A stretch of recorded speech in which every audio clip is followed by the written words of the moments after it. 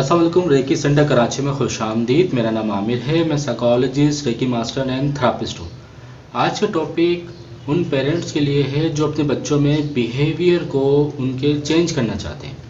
आज जो हम बात करेंगे पॉजिटिव रेनफोर्समेंट के बारे में बात करेंगे। कैसे आप पॉजिटिव रेनफोर्समेंट को इस्तेमाल करते हुए इस टेक्निक को आप बच्चों के बिहेवियर में तब्दीली ला सकते हैं।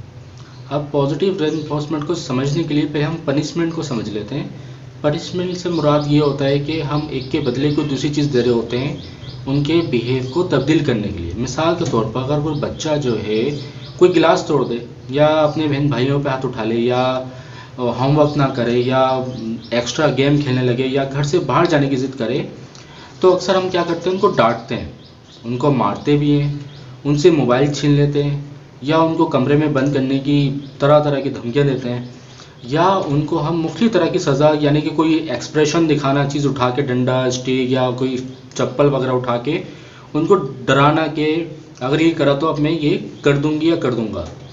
अब होता क्या है कि बच्चा वो चीज़ छोड़ तो देता है, लेकिन उसके बदले बच्चे के अंदर एक ज़िद्दीपन पैदा हो जाता है और फिर वो दोबारा उस काम को करने के लिए पहले से ज़्यादा एक्टिव हो जाता है।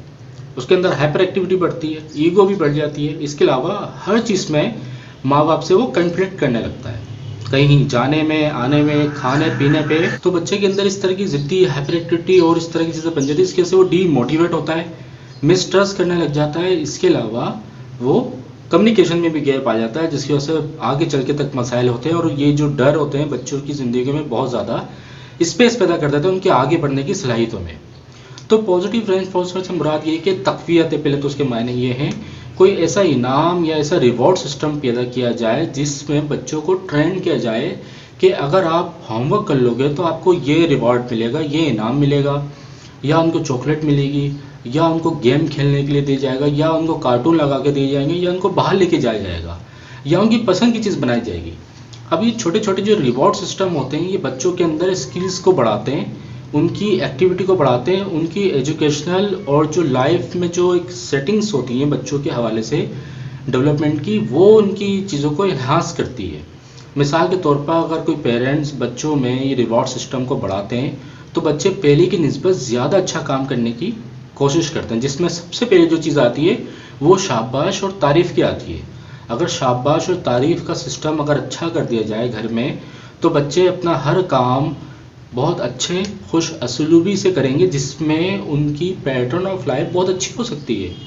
मिसाल के तौर पर कोई अच्छा काम करे तो उसको शाबाश दें, स्कूल का काम कर ले तो उसको शाबाश दें, उनको तारीफ़ करें, उनकी चॉकलेट दें, उनको तारीफ़ के लायक बनाएं, जिससे उनकी शख्सियत में बड़ी तब्दीली आएगी।